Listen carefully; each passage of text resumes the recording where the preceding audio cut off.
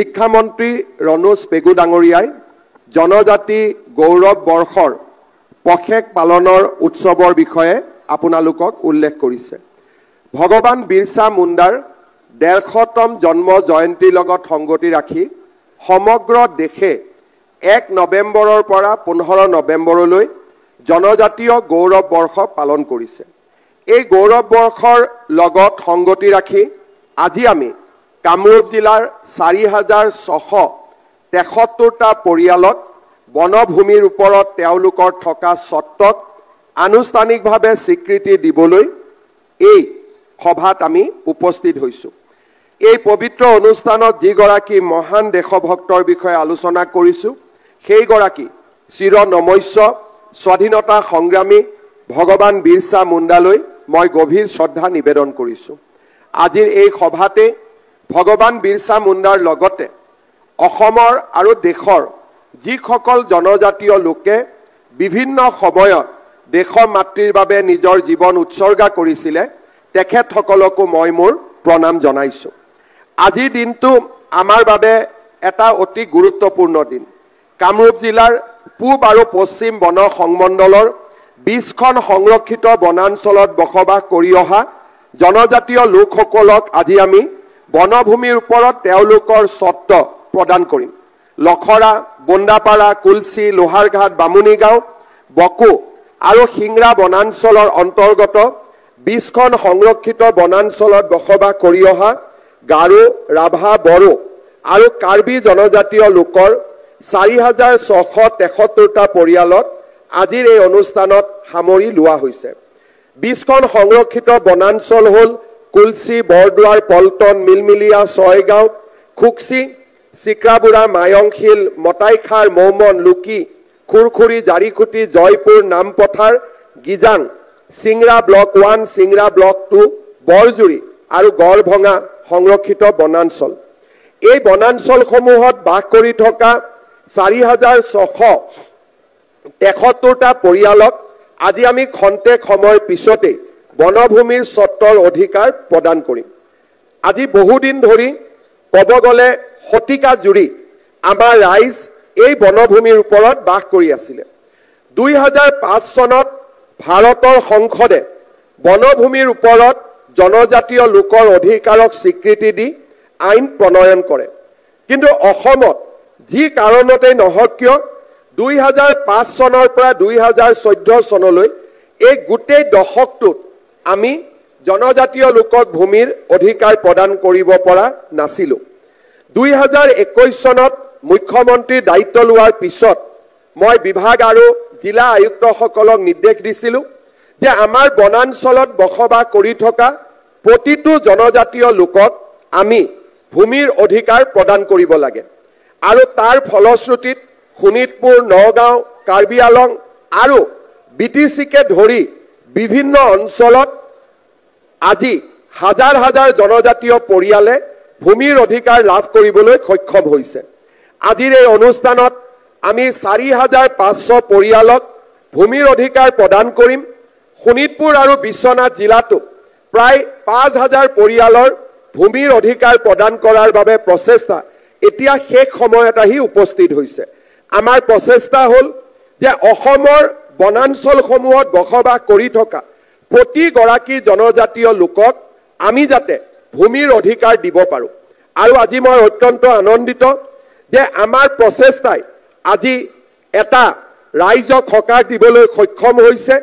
আৰু আমি দেখা পাইছোঁ যে অসমত জনজাতীয় লোকৰ ভূমিৰ সমস্যা ক্ৰমাগতভাৱে কমি আহিছে। এসময়ত জনজাতীয় লোকসকলে ভূমিৰ কাৰণে আন্দোলন কৰিবলগীয়া হৈছিলে।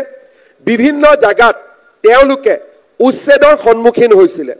মুখ্যমন্ত্ৰীৰ দায়িত্ব লৈয়েই মই প্ৰথম জিলা আয়ুক্তসকলক নিৰ্দেশ দিছিলোঁ যে জনজাতীয় লোকসকলক আমি বনাঞ্চল আৰু তেওঁলোকে বাস কৰি থকা ভূমিৰ পৰা আমি তেওঁলোকক কেতিয়াও উচ্ছেদ কৰিব নোৱাৰোঁ। লগতে মই কৈছিলোঁ যে আমাৰ 5 বছৰৰ কাৰ্যকালৰ ভিতৰতে আমি সমস্যাসমূহ আঁতৰ কৰি তেখেতসকলক ভূমিৰ পট্টা দিয়াৰ ব্যৱস্থা কৰিব লাগে। বনাঞ্চলৰ ভূমি আৰু ৰাজগাঁৱৰ ভূমি আমি যেতিয়া বসুন্ধৰা 1 আৰম্ভ কৰিছিলোঁ তেতিয়া অসমত প্ৰায় 1.5 লাখতকৈও অধিক পৰিয়ালে ভূমিৰ পট্টা পাবলৈ সক্ষম হৈছিল, যি নেকি জনজাতীয় লোক আছিল। কিন্তু বহু লোকে আবেদন কৰা নাছিলে আৰু আমি সুধিছিলোঁ যে আপোনালোকে বসুন্ধৰাত কিয় আবেদন কৰা নাই। তেতিয়া এটা কথা ওলাই আহিছিলে যে জনজাতি লোকসকলৰ হাতত পৈতৃকভাৱে বহুত বেছি মাটি আছে, কিন্তু বসুন্ধৰাত আমি মাত্ৰ 7 বিঘা মাটি দিব পাৰোঁ আৰু সেই কাৰণে জনজাতীয় লোকসকলে মাটিৰ আবলটন ল'ব বিচৰা নাই। মই তৎকালীনভাৱে ৰণোজ পেগু ডাঙৰীয়াৰ লগত আলোচনা কৰিছিলোঁ, ট্ৰাইবেল সংঘৰ লগত আলোচনা কৰিছিলোঁ আৰু আমি সিদ্ধান্ত লৈছিলোঁ যে জনজাতীয় লোকসকলক আমি চৰকাৰী মাটিত বহি থাকিলেও 50 বিঘালৈকে আমি তেওঁলোকক বসুন্ধৰাৰ জৰিয়তে ভূমি পট্টা দিব পাৰিম। আজি লগতে এইটোও কৈছিলোঁ যে এখন ঘৰত যদি 2জন প্ৰাপ্তবয়স্ক ব্যক্তি থাকে বা 2জন যদি যুৱক থাকে যি নেকি বিবাহিত, তেতিয়াহ'লে এজনক 50 বিঘা, আনজনক আমি আৰু 50 বিঘাও আমি বিবেচনা কৰিব পাৰোঁ। এই সিদ্ধান্তৰ ফলত লখিমপুৰ ধেমাজিত যিসকল লোকে বহুত বেছি মাটি পৈতৃকভাৱে বা বহু দিনৰ পৰা দখল কৰি আছিলে, তেওঁলোকেও লাহে লাহে আবেদন কৰিবলৈ আৰম্ভ কৰিলে আৰু আজি আমি বসুন্ধৰা আঁচনিৰ জৰিয়তে অজস্ৰ জনজাতীয় লোকক অসমত আমি মাটিৰ পট্টা দিবলৈ সক্ষম হৈছোঁ। তৃতীয়তে আৰু এটা আমাৰ কাৰণে সমস্যা আছিলে যে NC ভিলেজ, জনজাতীয় লোকসকলে বাস কৰি থকা বহুত ভিলেজ নন কেডেষ্ট্ৰেল আছিল, যাক নেকি আমি NK বুলি কওঁ, নন কে বুলি কওঁ, আৰু তাত আমাক মাটিৰ পট্টা নিদিছিলে। আমি যোৱা 5 বছৰত এই নন কেডেষ্ট্ৰেল ভূমিসমূহক কেডেষ্ট্ৰেল মেপলৈ লৈ অহাৰ বাবে চেষ্টা কৰিছিলোঁ আৰু প্ৰায় 600 গাঁও আমি নন কেডেষ্ট্ৰেলৰ পৰা কেডেষ্ট্ৰেলৈ অনাৰ পিছত আজি তাতো বহু জনজাতীয় লোকে ভূমিৰ পট্টা পাবলৈ সক্ষম হৈছে। আজি আমাৰ প্ৰচেষ্টাত জনজাতীয় লোকসকলে ভূমিৰ অধিকাৰ পাবলৈ সক্ষম হৈছে আৰু আজিৰ সভাখনে প্ৰমাণ কৰে যে আমাৰ কিমান জনজাতীয় লোকৰ হাতত আজিলৈকে মাটিৰ পট্টা নাছিল। আজিৰ পৰাহে তেওঁলোকে স্বাধীনতাৰ প্ৰায় 78 বছৰ পিছত আজিৰ পৰাহে তেওঁলোকে ভূমিৰ স্বত্বাধিকাৰী হ'ব পাৰিব। ই আমাৰ বাবে গৌৰৱৰ বিষয় আৰু বিশেষকৈ আমাৰ চৰকাৰৰ কাৰ্যকালত ৰাইজক ভূমিৰ অধিকাৰ দিব পাই আমি সঁচাকৈ পৰম আনন্দিত হৈছোঁ। কামৰূপ জিলা প্ৰশাসন আৰু ভৈয়াম জনজাতি বিভাগক মই মোৰ কৃতজ্ঞতা জ্ঞাপন কৰিছোঁ। শ্ৰদ্ধাৰ ৰাইজ, আমি ইতিমধ্যে আলোচনা কৰিছোঁ যে আমি বনাঞ্চল ৰক্ষা কৰিব লাগিব, কিন্তু আমাৰ গোৱালপাৰা আৰু কামৰূপ জিলাত বনাঞ্চলসমূহত এছাম সন্দেহযুক্ত লোকে প্ৰৱেশ কৰি আজি আমাৰ বনাঞ্চলসমূহক এফালৰ পৰা ধ্বংস কৰি আনিছে আৰু তাৰ পৰিণামত আমি দেখা পাইছোঁ যে আজি অসমৰ বহু লাখ বিঘা মাটি সন্দেহযুক্ত লোকৰ হাতত আছেগৈ। আগতে কোনো চৰকাৰে সন্দেহযুক্ত লোকসকলক বনভূমিৰ পৰা আঁতৰ কৰিবলৈ চেষ্টা কৰা নাছিল। আপোনালোকে জানি ভাল পাব যে আমাৰ চৰকাৰে দায়িত্ব লোৱাৰ পিছত আমি 1,45,000 বিঘা মাটি সন্দেহযুক্ত লোকৰ পৰা আমি মুক্ত কৰি বনভূমিৰ বাবে আমি সংৰক্ষণ কৰিবলৈ সক্ষম হৈছোঁ। গোৱালপাৰা জিলাত বিভিন্ন সময়ত হাছিলা বিল, পাইকান সংৰক্ষিত বনাঞ্চল আৰু যোৱা 9 নৱেম্বৰত দহিকটা বনাঞ্চলত আমি উচ্ছেদ চলাই সন্দেহযুক্ত বাংলাদেশী লোকসকলক আৰু যিসকলে অধিকাৰ নোহোৱাকৈ এই মাটিত বসবাস কৰি আছিলে তেওঁলোকক আজি আমি উচ্ছেদ কৰিবলৈ সক্ষম হৈছোঁ আৰু অনাগত দিনত এই উচ্ছেদ অভিযান চলি থাকিব। আজি আমি জনজাতীয় লোকসকলক ভূমিৰ পট্টা দিছোঁ। মই আপোনালোকক অনুৰোধ কৰিম, আপোনালোকে যাতে কোনো কাৰণতে আমাৰ বনভূমিত নতুনকৈ সন্দেহযুক্ত লোকক আহিবলৈ অনুমতি যেন কোনো কাৰণতে নিদিয়ে। কাৰণ এই সন্দেহযুক্ত লোকসকলে কেৱল মাত্ৰ বনভূমিয়ে অধিকাৰ কৰা নহয়, তেওঁলোকে আমাৰ সংস্কৃতি, আমাৰ পৰম্পৰা আৰু আমাৰ অধিকাৰৰ ওপৰতো প্ৰশ্ন চিহ্ন লৈ আহে। আজি আমি যদি এগৰাকী মানুহ আহোঁতেই উচ্ছেদ কৰিব পাৰোঁ সমস্যা ডাঙৰ হ'ব নোৱাৰে আজি আমি দেখা পাওঁ যে ৰাজ্যখিনিৰ দৰে বনাঞ্চলত হাজাৰ হাজাৰ সন্দেহযুক্ত পৰিয়াল আহি আছেহি আজি উচ্ছেদ কৰোঁতে আমি কষ্ট কৰিব লাগিব কিন্তু এজন সোমাওঁতেই যদি আমি উচ্ছেদ কৰিলোহেঁতেন আজি হয়তো গোৱালপাৰা জিলাৰ জনগাঁথনিৰ ইমান ডাঙৰ পৰিৱৰ্তন কেতিয়াও হ'ব নোৱাৰিলেহেঁতেন আজি আপোনালোকে অনুভৱ কৰে কামৰূপ আৰু গোৱালপাৰাত বনাঞ্চলত ভূমিৰ অধিগ্ৰহণ কৰাৰ কাৰণে লাহে লাহে আমাৰ জনজাতীয় লোকসকলে ৰাজনৈতিক আৰু অৰ্থনৈতিক অধিকাৰ দুইটাই হেৰুৱাই পেলাইছিল এইবাৰ আমি নৰেন্দ্ৰ মোদী ডাঙৰীয়াক ধন্যবাদ জনাব লাগিব যে তেখেতৰ প্ৰচেষ্টাত বকো দুধনৈ আৰু গোৱালপাৰা পশ্চিম তিনিটাকৈ সমষ্টি জনজাতীয় লোকসকলৰ কাৰণে সংৰক্ষণ কৰাত আমি সফল হৈছো আজি আমাৰ বকো দুধনৈ আৰু গোৱালপাৰা পশ্চিম এই অঞ্চলবিলাকত এসময়ত জনজাতীয় লোকসকলে বাস কৰিছিল কিন্তু আজি আমাৰ ডেমোগ্ৰাফিৰ ইমানেই পৰিৱৰ্তন হৈছে লাহে লাহে আমাৰ জনজাতীয় লোকসকল আৰু আমাৰ খিলঞ্জীয়া লোকসকল সংখ্যালঘিষ্ঠলৈ ৰূপান্তৰ হৈছে তাৰ কাৰণ হৈছে বান ভাঙা নদী ভাঙা এই বিভিন্ন কথাৰে আমাৰ মাটিবিলাক তেখেতসকলে দখল কৰিলে আৰু আমি দখল কৰাৰ বাবে সুযোগ প্ৰদান কৰিলোঁ মই এটাই অনুৰোধ কৰিম যে আমি ভূমিৰ পট্টা পাইছোঁ তাতে আমি সন্তুষ্ট নাথাকি আমাৰ ওচৰে পাজৰে বনাঞ্চলত কোনো যাতে নতুন সন্দেহযুক্ত লোক আহি আমাৰ মাটি দখল কৰিব নোৱাৰে তাৰ কাৰণেও আপোনালোক সাৱধান নিশ্চিতভাৱে হ'ব লাগিব নহ'লে কেৱল মাত্ৰ ভূমিৰ পট্টাই